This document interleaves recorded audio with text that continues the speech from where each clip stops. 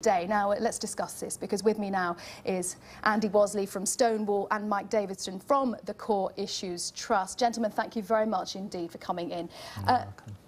Andy, I just wondered, I can imagine why you don't like the Core Issues Trust ad that the ban was ruled lawful over, but it's freedom of speech, isn't it? I presume you're in favour of that. Of course we are. And actually, you know, people are entitled to their points of view. What we argued people are not entitled to do, though, is to promote a very, very offensive message about a totally unscientific notion of gay cure in a very iconic setting, and this is what prompted the Mayor's decision. Mike, what was your intention behind running that ad? Do you genuinely believe that being gay is something that can be cured or got over? I think in a sense we were really completing the continuum. Nobody is denying that some people are gay and have a right to be gay, but we were trying to show that there are people who genuinely want to move away from homosexuality, and that's not a criticism of gay people, it's their own right. Now this was, though, I mean, your ad was identical in looks. Obviously the message was completely opposite, but I mean, this is surely something that could be perceived as fairly aggressive, no? We don't want to be aggressive, but we do want to make the very strong point that we need to be even-handed and we need to be fair-minded when we have a debate. We need to have both sides and we need to represent both very difficult positions that people in both camps often have. Andy, I mean, if you look at the Stonewall ad, you know, we're gay, get over it, that could be interpreted surely as fairly aggressive. I mean, the judge even said some people can find that offensive. Well, what we find actually is that people think it's a very positive message. Most people in this society accept that gay people are a part of our everyday lives. And the message is very, very important, especially for young people who might be growing up being bullied at school.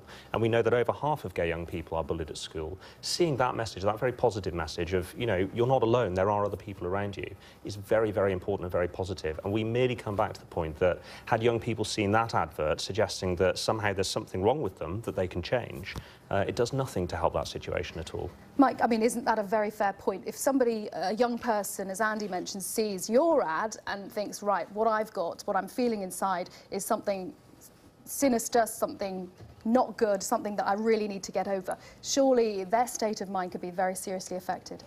I think it cuts both ways, because I think if an individual wants to move away from homosexuality, he really needs to be given all of the options available to him. So a young boy in a high school in Great Britain who has homosexual feelings needs to be told one option is to identify as gay and to follow that through, but other options are to consider the choices around homosexuality. You're talking about it as a choice. I mean, some people would completely reject that.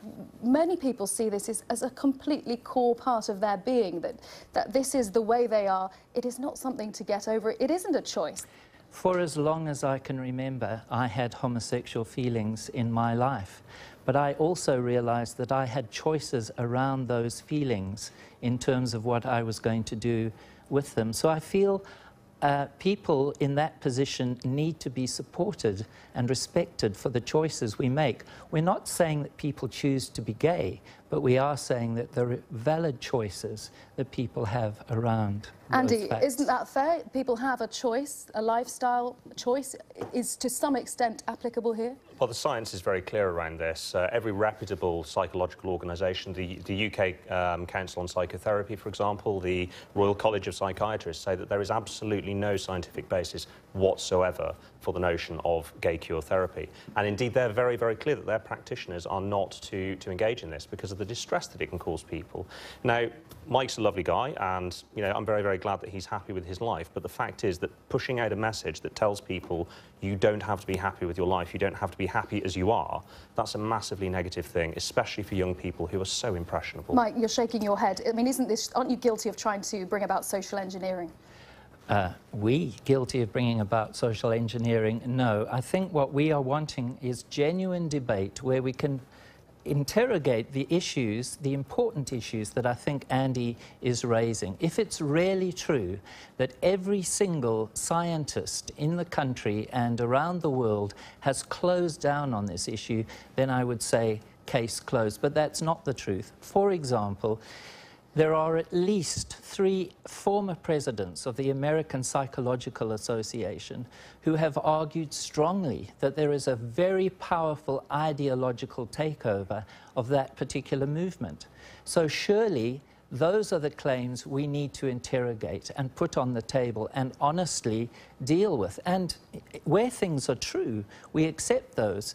But to close down on debate and call people homophobic or hypocritical because they adopt the position I have, I think is completely counter free speech and the freedom that Great Britain is known for. Andy, very, very briefly, 10 seconds from you. Well, I should be clear, I've never called Mike a homophobe, and I hope you wouldn't think that I had. What's absolutely clear here is that we are having this debate. We're on global TV discussing this issue. The place to have that debate is here. It's through the media. It's not from the sides of buses. OK. Andy, Wasley and Mike Davidson, we really appreciate your time. Thank you very much, gentlemen, for coming in.